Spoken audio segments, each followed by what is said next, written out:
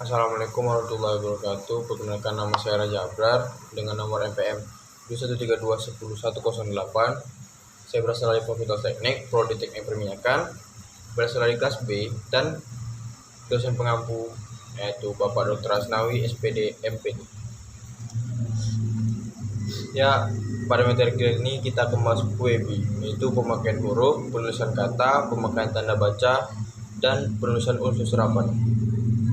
Penyempurnaan terhadap ejaan bahasa Indonesia telah dilakukan oleh Badan Pengembangan dan Pembinaan Bahasa, Kementerian Pendidikan dan Kebudayaan. Penyempurnaan tersebut menghasilkan naskah pada tahun 2015 yang ditetapkan menjadi Peraturan Kementerian Pendidikan dan Kebudayaan Nomor 50 Tahun 2015 tentang Pedoman Umum Ejaan Bahasa Indonesia. Sebelumnya, pada tahun 1972, ditetapkan dengan Surat Keputusan Menteri Pendidikan dan Kebudayaan tanggal 20 Mei 1972 nomor 3 _AI_72. Pada hari proklamasi kemerdekaan tahun itu juga diresmikanlah aturan ejaan berdasarkan Keputusan Presiden nomor 57 tahun 1972 dengan nama ejaan yang disempurnakan EYD. Pemakaian huruf yaitu ada huruf abjad. Abjad yang dipakai dalam ejaan bahasa Indonesia terdiri dari atas 26 huruf, yaitu huruf vokal. Huruf vokal ada huruf yang melambangkan vokal dalam bahasa Indonesia, terdiri atas 5 huruf, yaitu A, E, I, O, U. Selanjutnya ada huruf konsonan.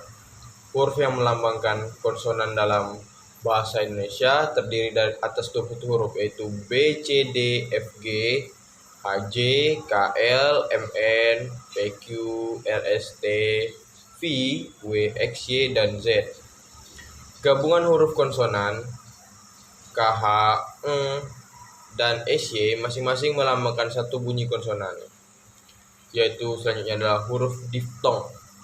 Di dalam bahasa Indonesia terdapat 4 diftong yang dilambangkan dengan gabungan huruf vokal, yaitu AI, AU, EI, OI.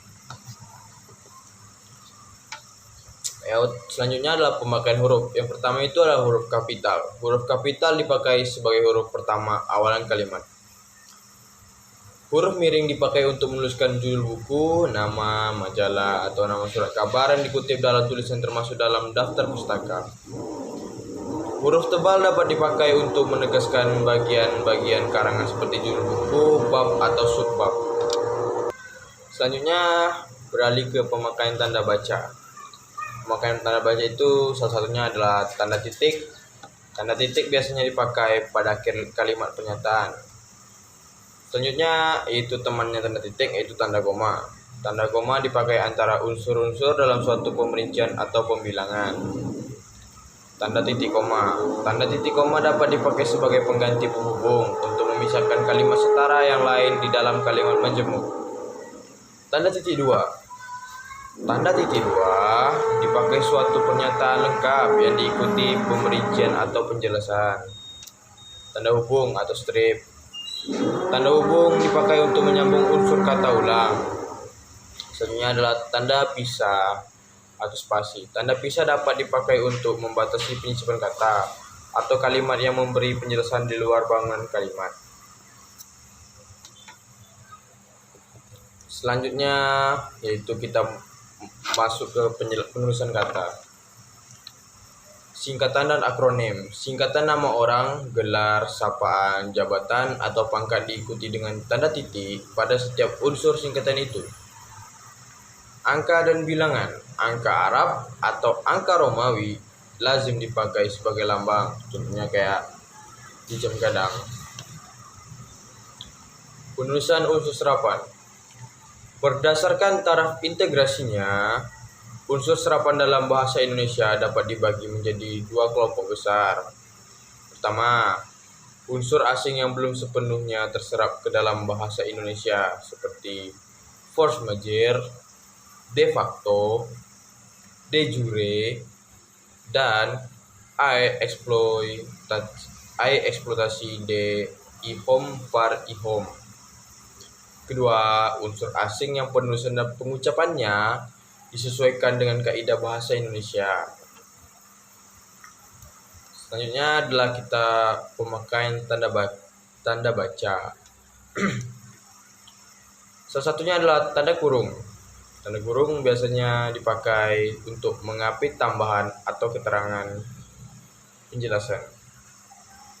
Tanda garis miring. Tanda garis miring dipakai dalam nomor, surat, nomor pada alamat, dan penandaan pada masa 1 tahun yang terbagi dalam 2 atau tahun takwim. Tanda penyinggat dipakai untuk menunjukkan penghilangan bagian kata atau bagian angka tahun dalam konteks tertentu. Koma atas gitu. Pemakaian tanda baca. Yang pertama itu tanda tanya. Tanda tanya dipakai biasa pada akhir kalimat tanya. Tanda seru. Tanda seru biasa dipakai untuk mengakhiri ungkapan atau pernyataan yang berupa seruan atau perintah yang menggambarkan kesungguhan, ketidakpercayaan, dan emosi yang kuat. Tanda elipsis atau tanda titik 3. Tanda elipsis dipakai untuk menunjukkan bahwa dalam suatu kalimat atau kutipan ada bagian yang dihilangkan atau untuk skip gitu. Selanjutnya adalah tanda petik. Tanda petik dipakai untuk mengapit petikan langsung yang berasal dari pembicaraan, naskah, atau bahan tertulis lain. Tanda kurung siku dipakai untuk mengapit huruf kata, kelompok kata, sebagai koreksi atau tambahan atas kesalahan atau kekurangan di dalam naskah asli yang ditulis oleh orang lain. Tanda petik tunggal. Tanda petik tunggal dapat dipakai untuk mengapit petikan yang terdapat dalam petikan lain. Unsur serapan. Dalam perkembangannya, bahasa Indonesia menyerap unsur dari berbagai bahasa, baik bahasa daerah seperti bahasa Jawa, Sunda, Bali, maupun bahasa asing seperti bahasa Sanskerta, Arab, Portugis, Belanda, Cina, dan bahasa Inggris.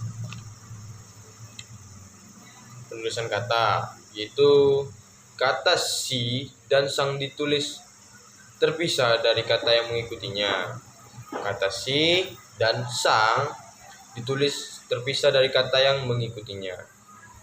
Itu termasuk bagian dari kata sandang. Kata gantiku dan kau ditulis serangkai dengan kata yang mengikutinya, sedangkan ku, mu, dan nya ditulis serangkai dengan kata yang mendahulunya. Kata gantiku dan kau ditulis serangkai dengan kata yang mengikutinya, sedangkan ku, mu, dan nya ditulis serangkai dengan kata yang mendahulunya. Kata dasar ditulis sebagai satu kesatuan. Kata berimbuhan, imbuhan atau awalan, sisipan, akhiran, serta gabungan awalan dan akhiran. Bentuk ulang ditulis dengan menggunakan tanda hubung di antara unsur-unsurnya. Gabungan kata yang mendapat awalan dan akhiran sekaligus ditulis serangkai. Demikian penjelasan dari saya. Bila ada yang kurang, saya mohon maaf. Wabillahi taufiq wal hidayah. Wassalamualaikum warahmatullahi wabarakatuh.